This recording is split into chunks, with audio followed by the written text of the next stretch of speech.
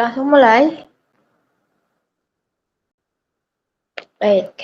Assalamualaikum warahmatullahi wabarakatuh. Salam, Om Swastiastu, Namo Buddhaya, salam kebajikan. Selamat malam yang terhormat Bapak Ardiansah selaku dosen pengampu mata kuliah Hubungan Tanah, Air, dan Tanaman. Izinkan kami, kelompok C, untuk mempresentasikan hasil diskusi kelompok kami, yakni model simulasi neraca air dengan Vensim, di mana anggota kelompok C, yakni yang pertama ada Lutfia Aunia Ulfa, yang kedua ada Laila Safitri, yang ketiga Widya Arum Saputri, dan yang keempat Laula Nulita Anggraini. Untuk hasil diskusi kami yakni yang pertama adalah latar belakang, di mana air dalam perkembangan tumbuhan memiliki peranan yang sangat penting dan merupakan suatu kebutuhan primer. Kehilangan air yang cukup tinggi pada suatu tahap pertumbuhan tanaman akan menyebabkan pertumbuhan dan produksi tanaman terganggu.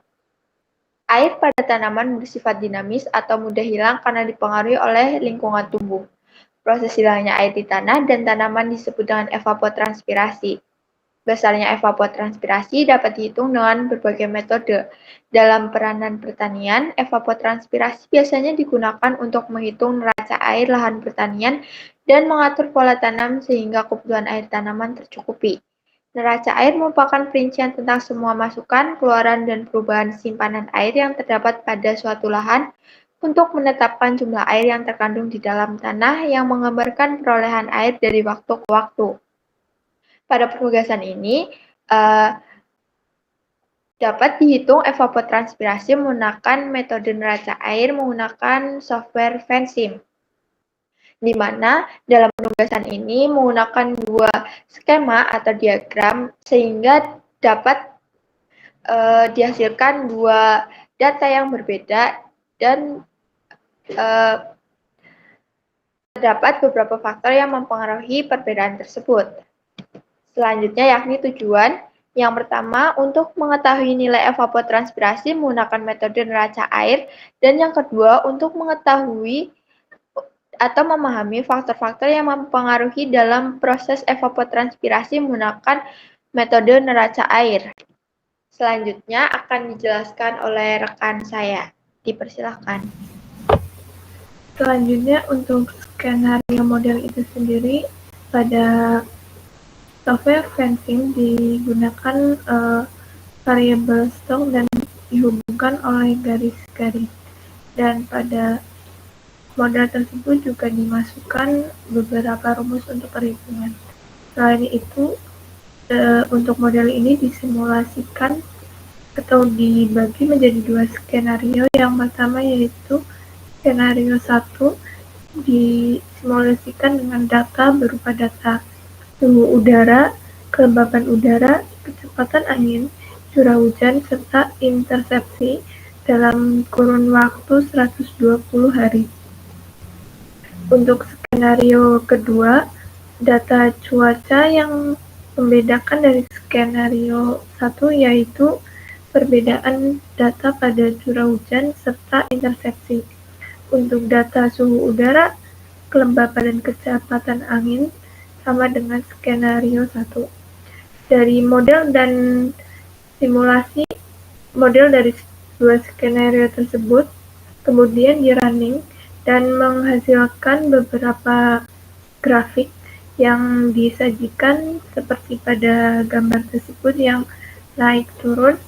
Grafik tersebut meliputi grafik evapotranspirasi maksimum, evaporasi maksimum, transpirasi maksimum, evaporasi aktual, transpirasi aktual, serta faktor kesediaan air pada masing-masing skenario. Untuk pembahasan dari hasil running tersebut akan dilanjutkan oleh rekan saya.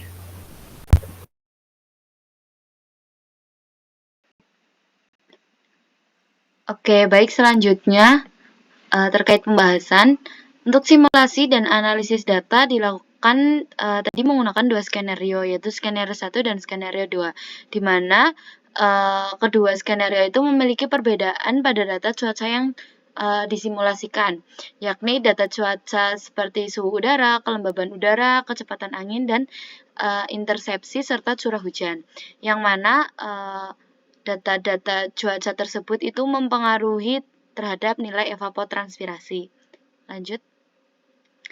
Untuk faktor-faktor yang mempengaruhi tadi ada suhu udara merupakan ukuran energi kinetik rata-rata dari pergerakan molekul-molekul.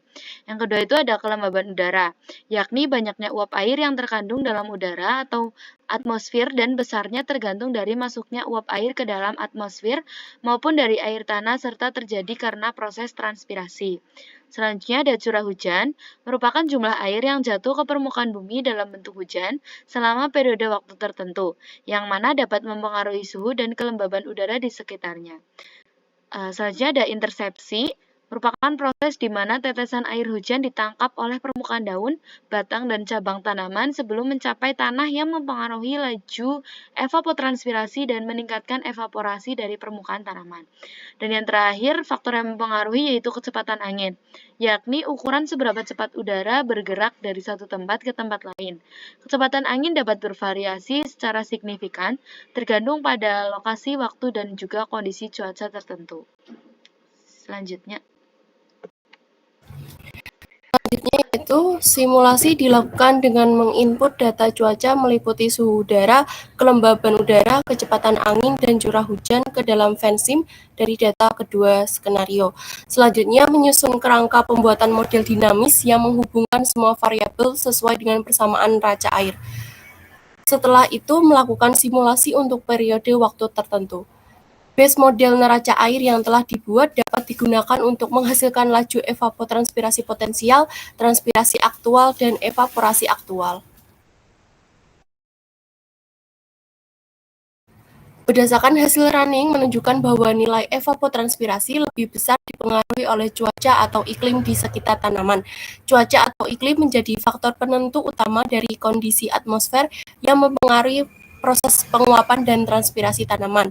Pada skenario 2 dilakukan perbedaan pada curah hujan dan intersepsi, sedangkan suhu udara, kelembaban, dan kecepatan angin disamakan dengan skenario 1. Terdapat perbedaan hasil yang terjadi pada setiap skenario yang digunakan, hal itu dikarenakan oleh data-data yang dipakai berbeda. Suhu udara, kelembaban udara, kecepatan angin, dan curah hujan adalah faktor-faktor yang sangat mempengaruhi proses evapotranspirasi. Suhu udara mempunyai pengaruh nyata pada evapotranspirasi. Semakin tinggi suhu udara, laju penguapan akan semakin besar. Kelembaban udara yang rendah memfasilitasi penguapan yang lebih cepat karena gradien kelembaban yang lebih besar antara permukaan tanah atau daun tanaman dengan udara di sekitarnya. Laju evapotranspirasi sebanding dengan kecepatan angin. Semakin tinggi kecepatan angin, maka semakin tinggi nilai evapotranspirasinya. Nilai evapotranspirasi berbanding terbalik dengan nilai curah hujan. Semakin rendah nilai curah hujan, maka nilai evapotranspirasi semakin tinggi. Begitu juga sebaliknya.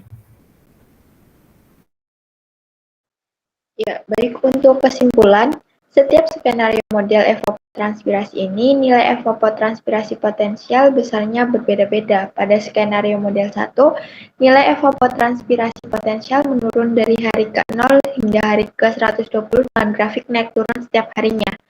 Skenario model 2 menunjukkan hasil yang lebih signifikan pada evapotranspirasi maksimum setiap harinya. Pada grafik ETM skenario 2 menunjukkan bahwa terjadi evapotranspirasi yang besar setiap harinya.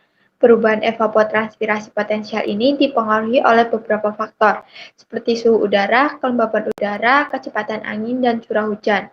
Pada model FENSIM, ETM dan TM akan mempengaruhi EM. Kemudian evaporasi maksimum, theta PWP, dan soil water content akan mempengaruhi evaporasi aktual. Evaporasi aktual pada skenario 1 menunjukkan kenaikan pada hari ke-8, 41, dan 85, serta mengalami penurunan pada hari ke-83. Sedangkan pada skenario 2, evaporasi aktual meningkat pada hari ke-10, 68, dan 75, dan menurun pada hari ke-72. Sekian pemaparan dari kelompok kami. Terima kasih. Wassalamualaikum warahmatullahi wabarakatuh.